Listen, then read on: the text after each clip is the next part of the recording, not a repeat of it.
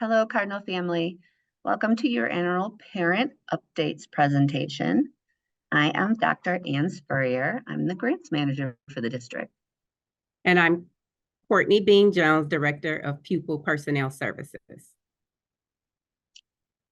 The purpose of this meeting is to inform parents and community members, as we are required to do, about a couple of different grant funds that we receive as a district. The two main ones we're going to cover are Title I and IDEA. There are lots of different requirements to receive these federal funds through the state, and we'll talk about those as our meeting goes along. There's lots of different places you can go to find out more about Title I. Up at the top of the screen, you can see some of the things that we have distributed this year, as we do every year. And of course, we have our wonderful Chambers Parent Empowerment Center, where you can always ask for anything, any advice you might need. So I'm the Title I person. What is Title I? Title I is a federal law that was passed many, many years ago. And these are funds that come to us from the federal government through the Ohio Department of Education and Workforce. How does the federal government decide how much to give? Well, districts are allocated these funds based on the number of free and reduced lunch eligible students the district has. And I think you probably are aware, we are 100% free and reduced lunch here in East Cleveland. Like I said on the former slide, funds must be spent on certain things, which we will cover. A couple of really important ones that we will touch on are family engagement. We must use some of the funds for family engagement, and we must use some of the funds for professional development for our staff. Of course, the primary use of the funds is programming and staff in all of our schools to provide Title I teachers to help our most at-risk students in math and English language arts. So what is IDEA? It is the Individuals with Disability Act, and it is a law that was also passed many years ago that makes available a free and appropriate public education for eligible students. So any students that are receiving special education services, and also ensures that those services and related services are provided for those students who qualify. The use of funds are as follows. So this year for the 23-24 school year, we were provided with approximately $800,000 in IDEA funds, and these funds are used for the purposes of providing those special education services for our students with disabilities, basically for ages 3 through 21.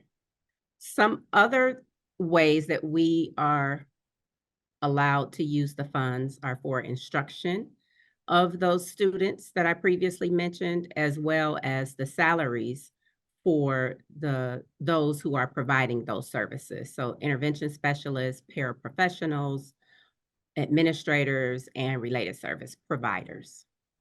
We also use the funds for early intervening services, professional development, as Dr. Spurrier mentioned earlier, family and community engagement, transportation, and for our parent mentor, Ms. Talawanda Moore.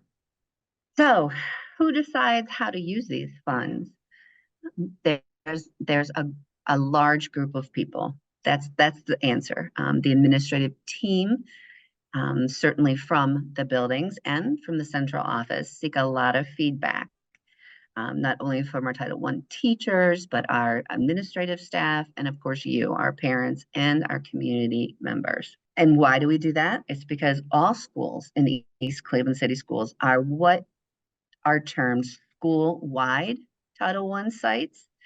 And that simply means that we are allowed to use the funds to support all of our students in all of our schools.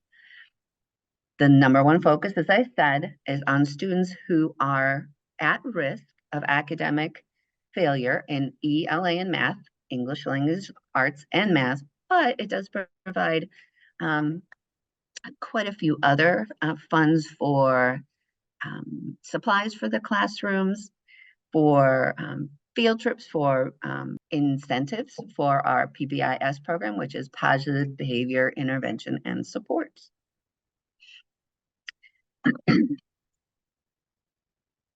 So here in the district, we have a continuum of services for our students with disabilities.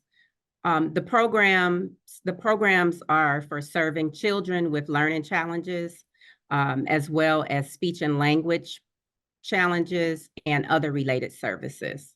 Our staff is committed to serving our students and making sure that we are collaborating with you all, with the parents, and keeping the lines of communication open. So how do we use Title I funds? Much like Ms. Jones said, Title I regulations are very similar to IDEA regulations. Because we are 100% free and reduced lunch, East Cleveland City Schools did receive a little over $2 million this year to provide services and programs. And I have it broken down on this screen, how we use the vast majority of the money, and that is personnel. And these are your Title I teachers. I'm sure maybe one of your children is in a Title I classroom. And remember, those Title I teachers can serve all of our kids.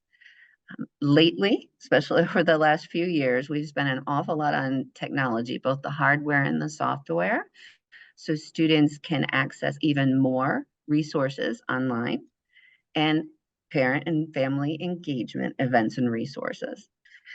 Usually, in this presentation every year, we provide specific testing results because we are required to inform parents on a yearly basis. But this year was a little bit different. You might have heard, seen on our website, heard in our school connecting community events, which there's one this Friday. The school district is actually using a series of metrics that was approved by the state to gauge our progress. Last year, for the 22-23 school year, we actually achieved 9 out of 20 metrics, which exceeded our expectations. We hope to do that again this year. The district is committed to making progress using these metrics in conjunction with our strategic plan, which is called the Road to Recovery or Revitalization. And that is on the website if you'd like to read more about it. We do have high expectations for our students here in the district, and we utilize Ohio's academic content standards. The areas of concentration are reading, mathematics, writing, and science.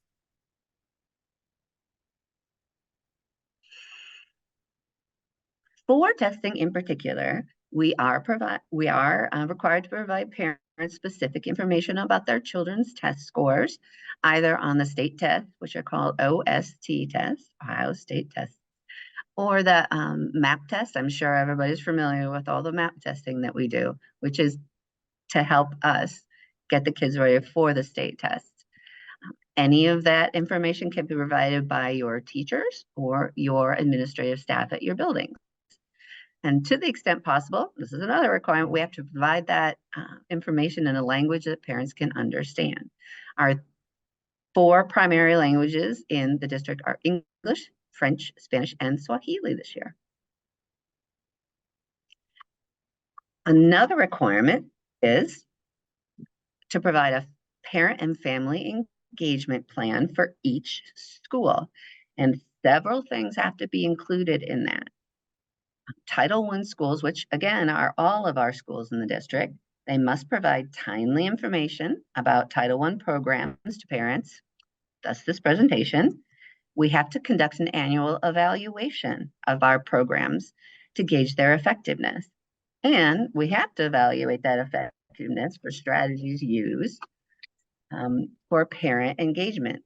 Then, of course, we're required to take all of that information, plus your feedback as parents and community members, in order to revise and improve our programming. Overall, I'm sure this is not new to you. We do survey our students, our teachers, our parents, and our community members quite frequently.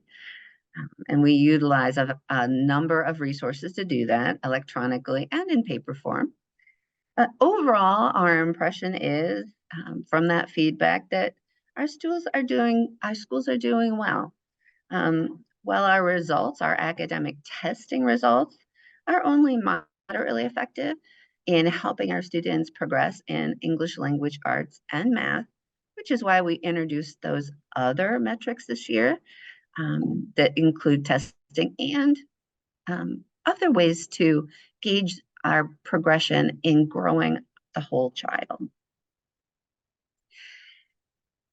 Parents have a right to submit comments or concerns about our Title I program.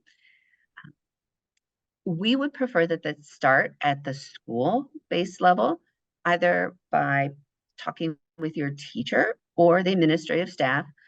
All of that information comes to me as the grant manager, and I follow our complete procedure in addition to alerting the Ohio Department of Education overall on how all of the survey data is affecting our revision processes.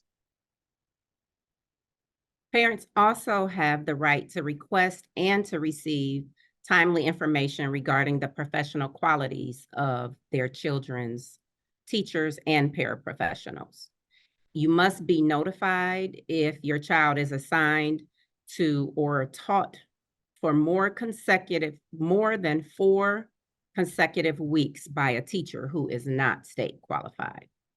So research shows, this is where parents' involvement comes in very, very handy. Research shows that when parents are involved, the students, your students in particular, are more likely to attend school regularly, earn better grades, have better test scores, pass their courses, be promoted to the next grade, adapt to change, have better social skills, and to even graduate from high school, which I'm sure is the ultimate goal, and to continue their education. So parents, we really need your involvement. If you guys have any questions regarding this presentation, please do not hesitate to reach out to us. Our information is listed here on this slide. You can reach out to Dr. Ann Spurrier or to myself, Courtney Bean Jones. Thank you for your time, and we will see you guys soon. I appreciate your Cardinal family. Take care.